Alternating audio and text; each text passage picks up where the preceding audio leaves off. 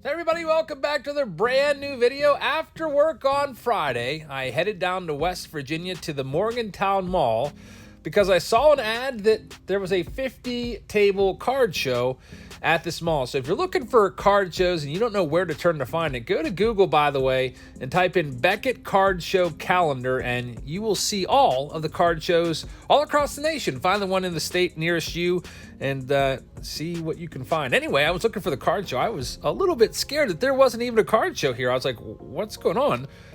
I was expecting the tables to be set up by that card shop that you saw the Four Horsemen there off to the right, but it ended up being the whole way down at the other side of the mall.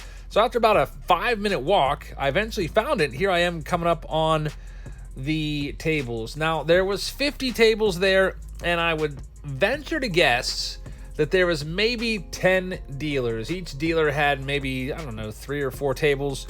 Some tables were empty, and we are going to go around and show you a little bit of each table. At the end of the video, I'm going to show you everything that I picked up, along with the Target video as well. So it's kind of like a 2-for-1 today. Thank you for watching, everybody. Now, let's go ahead and give you the official tour. All right, so first up, there's this guy standing there, and I spotted a dollar box that he had. Had a little bit of an embarrassing moment. First ever slip up at a card show. I actually dropped some cards. They just slipped out of my hand and fell on the floor. That was pretty embarrassing. About 10 cards from him. They were $1 a piece. They had a bunch of packs there as well. There was a bunch of other stuff, team sets. There's some vintage stuff there. There's a whole bunch of boxes, and you can usually tell a lot about a seller by the boxes. And I saw that these boxes, a lot of the times, were pretty much right in line with where they should be retail-wise, like $20 for a blaster box or so. When you see a $25 blaster box, well, that's when I kind of just be like, okay, I'm done here. All right, here's this next table. Lots of relics. Now, a lot of these tables, one thing I have to complain about is the prices weren't on the cards, and that's always just really tough to spend all that time to go through and pick stuff out that you want, and then they state like 10 times what you want to pay for it. So I didn't spend too much time at some of the tables that did not have price tags on it. There was a whole bunch of relics that I was interested in. And I was like, how much are these? He's like, oh, anywhere from $1 to $10 a piece, depending on who it is. So I moved on. You see some Matchbox cars right here. Here's some vintage stuff in the showcase as well. There's a lot of football. I would say that, I don't know, maybe basketball and football was more prevalent than baseball at this particular card show. There you saw some pizza on the table. That was for the dealers. And then giving you the little walk around there, we have some masks if you're into wrestling, and Funko Pops as well, because after all, it is a collectible show. I believe this is the box that I was referring to earlier that had relics that didn't have any prices on them. I would prefer them just to be like, this row's $1, this row's $3, this row's $5, this row's $10, whatever. There's Jeff Bagwell right there. Moving on down the line, I saw this, an entire stack of Mark McGuire's.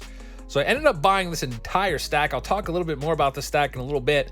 But prior to the card show, I went to Target. I haven't been to Target in a little while. I don't think I've done a video there for at least a month or two. So I decided to go out and, spend some money and pick up some cards. All right, so here's the selection of stuff they have. You see lots of stuff on the shelves, not a ton of baseball, but there is some. This was a new one, a multi-pack of 2021 Top Series 2. So that kind of drew my interest in, and I was going to spend about $100 there. You see Topps Chrome Update. There's a whole bunch of those usually at every Walmart that I go in. They're $50 a box. They've got a whole bunch of hockey. We've got WNBA, basketball. So I grabbed a box of these as well, and we're going to open all the stuff that I picked up here up right now. So make sure you hit that subscribe button. Make sure you leave a comment in this video. Like the video, and now let's go and see what we can find. All right, everybody, we're back from a very busy day from Target and also from the card show. The card show was down in West Virginia, and it was about a 3-hour round trip for me to get down there and back, and I didn't find that much. I only got 2 little stacks of cards, so we'll go through those in a minute, and I'll show you everything I picked up. But first, I also ran into a Target to find cards, and it's been pretty lucky around here recently. We've been able to find cards on the shelves. This was approximately about a $100 haul. This is for Kyle Parnell. So Kyle, thank you very much. We got the Chrome Update box. That's a $50 box. The hanger boxes are 10 each. And then we have this weird repack here. I've never seen this before, but they're taking what looks to be some retail packs of Series 2 and putting them up on the shelves. So if you missed your chance at some Series 2, well, you got a chance now if you want to grab some of those. It'd be nice if we could see some, other packs other than those mixed in here and there. I wouldn't mind seeing some, say 2019 Top Series 2 packs being in those. But anyway, that's wishful thinking. Let's go ahead and get started here. Kyle, thank you very much for sponsoring this video. We'll start with the Target haul first and see what we can find. It's been a while since we've done any Target videos, so I figured, let's go ahead and do this one. I'll lump it in with the card show, and we'll see what we can find. We're going to start off with the Chrome update. We're looking for autographs. The chance of finding an autograph in here are, I can't remember if it was one in every, 72. One in every 72, and there's 10 packs, so one in roughly every 7 boxes or so will have an autograph. Let's see if we can find one for Kyle right now. Good luck, Kyle. Let's go ahead and take all of our Chrome update. We've already done this release a couple times. We did a release preview video for you, and I think I've opened it up at least on one other occasion. So we will go ahead and do a super rip of this, and hopefully we can find something good. We got 3 hanger boxes to do as well, and luckily the hanger boxes at Target are still a very affordable $9.99. Unlike Walmart, where they're $11.98, $2 more. So if you like Topps and you like hanger boxes, and I do suggest that if you are buying cards to put a set together, hanger boxes is the best way to go, especially at $10 a box, because you get 67 cards for $10 as opposed to 99 cards for $20 with a blaster. All right, let's see what we can find right now. Here we go. We have a Topps Black Gold card for Kyle, and you're going to get a purple in every pack. There's a Shane McClanahan. These aren't numbered, unfortunately. There's Dylan Carlson Black Gold card. That's his rookie card, since this is still technically a 2021 release. Some people speculated, there's a nice Andrew Vaughn purple rookie card, and Yermin Mercedes. Folks speculated that Topps kind of slowed the release of the retail 2022 so that they could kind of get rid of a lot of the update stuff. Like, there's still a lot of boxes of Chrome update out there, and 2021 update as well, with the the box with Acuna on the front. There's a Mountie, and we've got Akil Baddoo in there as well, purple. There's Dylan Carlson. Personally, I don't really like this release. Oh, look at this. We do get an autograph. So I start talking crap on it, and Topps Chrome update's like, hey, no, can't say that. It's Franklin Colome autograph, and it's numbered. It's not numbered. A lot of times in hobby, these are numbered if they're refractors out of $4.99. So very nice. Kyle, congratulations on the auto hit right there. We'll get that one top loaded up for you. Casey Mize is in there. But I was just going to say that the price point, I'm not a big fan of the $50 price point. I feel like most boxes won't get you back anywhere near to $50 in value, unless, of course, you hit like a nice auto. That was a nice find right there. So, Kyle, thank you very much. Congrats on that. I've been itching to rip this open. I know it's just a multi-pack, so we'll do this one next. You can see it was distributed by Fairfield, and just really doesn't tell you too much. It looks like one of those back in the day, like, hanger packs from like the mid-2000s that we sometimes see pop up here and there. There's no special little bonus card or anything in here. It's just some retail packs of 2021 Topps Series 2 featuring Tatis. If you've forgotten, there's some decent rookie cards in here. Key Brian Hayes and Alex Kirilloff, to name a few. Now let's go ahead and see what we've got. I see a 65 redo in here. And, man, the more I look at other designs stacked up against 2021, I just hate the 2021 design compared to like all the last 10 designs. There's Andrew McCutchen. That is a nice one right there. Nice chrome refractor. Bobby Dalbec's in there as well. So not too bad for a first pack. I'm sure that Kyle is probably happy with that output from a retail pack. And here's the next one. Maybe we can get super lucky, get another hit. There's Randy Rosarena, future star card. TJ Antone. I got a Bo Bichette. Shohei Ohtani's not a bad redo. And that'll do it for that little hanger box. Again, those are, what was that? $5.99 or $7.99? One of those two. Let me see if I still have the receipt nearby. Here it is. $5.99 for that little repack box. All right, we're doing hangers, and then I'll show you my card show pickups. It advertised 50 tables at the card show. And so, man, I'm hoping, okay, there's going to be maybe like 25 dealers there. However, a lot of the dealers had like 3 or 4 tables, it seemed like. I almost thought for a minute there, walking into the mall, that there wasn't a card show at all, because I walked in at the very far end, down there by the Four Horsemen comics, and there's just nothing set up till I got way around to the other side of the mall at the other very, very end.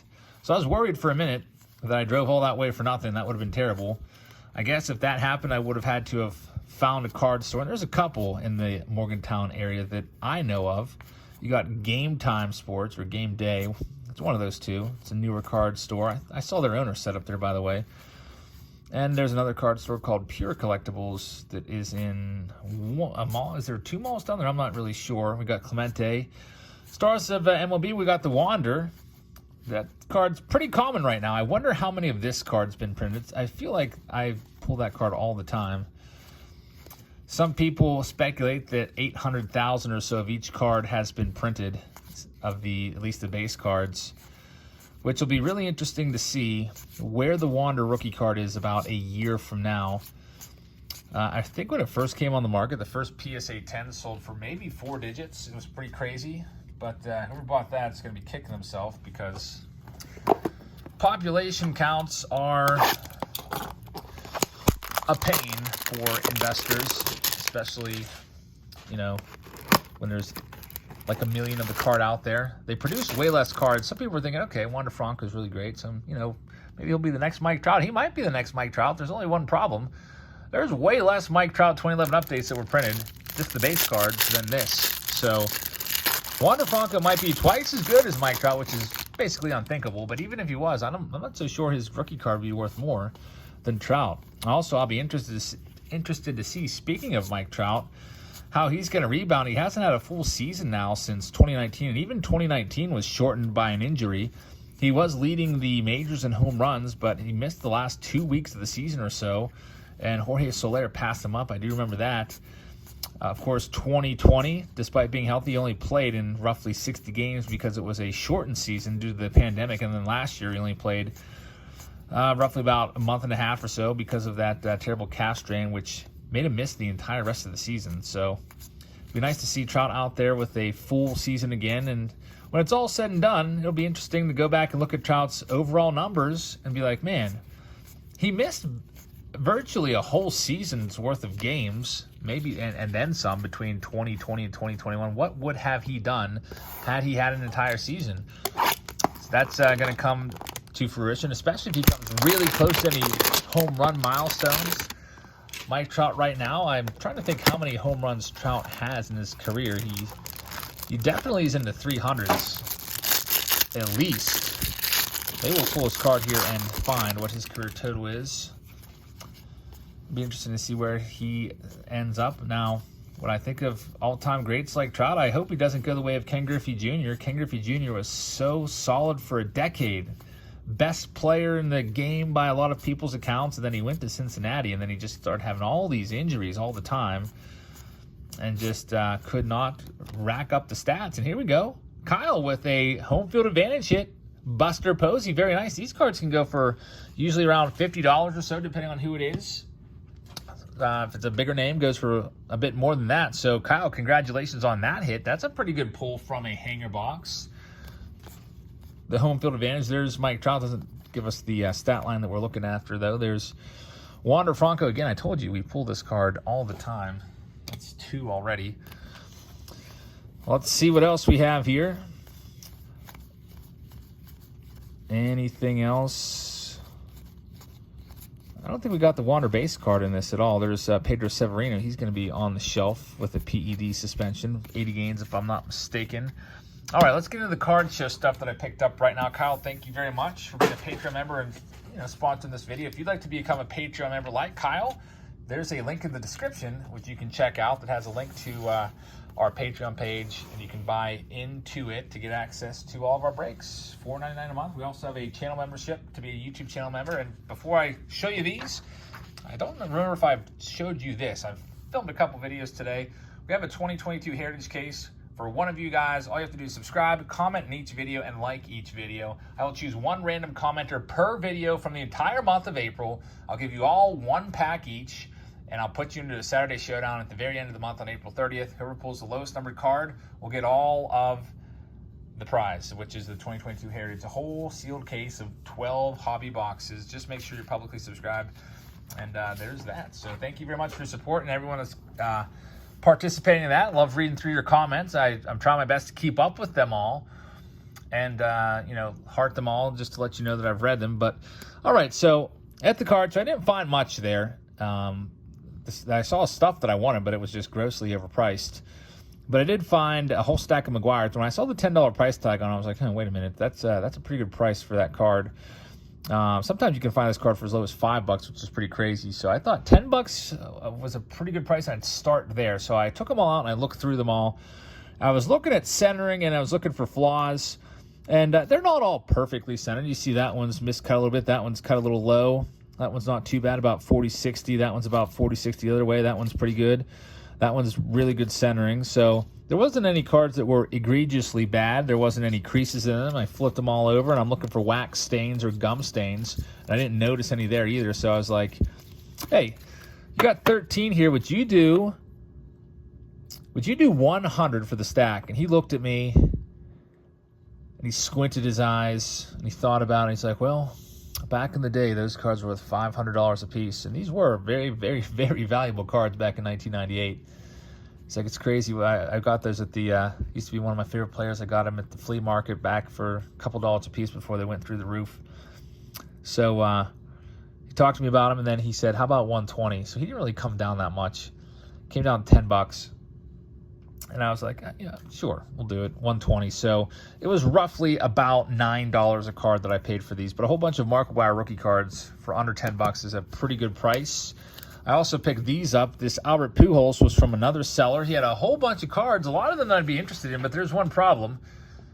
They're all different prices, and I hate that. Like, I hate taking my time to go through cards, and because there's a lot of stuff that I always want to, rushing around to do, and if there's no price on it, how do I know if I'm, going to get a good deal on it or not? And they're like, I'll take care of you.